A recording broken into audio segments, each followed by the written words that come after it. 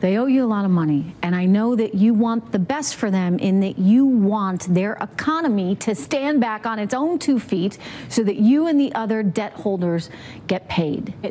When there's all of this going on in the face of the Citgo executives that have been taken. Want access to cheap oil.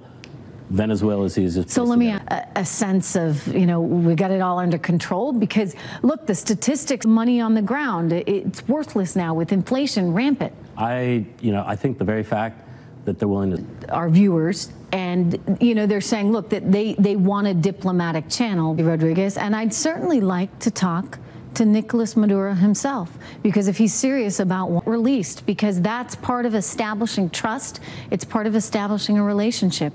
Anyway, always good to have your perspective. They say they want to do something, but I don't believe they actually do, and I think it's for political reasons. Of course, Nancy Pelosi to make it, right? That's a good one. She doesn't have the votes lined up.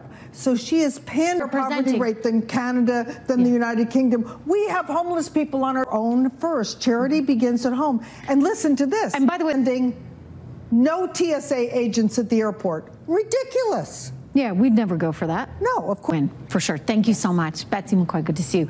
Coming up, news that they have enough evidence already to warrant an impeachment, but she never actually lays any evidence out. Just a whole bunch of hyperbole about the chaos in the White House, about the Mattis resignation. Somehow that means he must be resigning or be impeached. She seems to think he's definitely on a path to impeachment.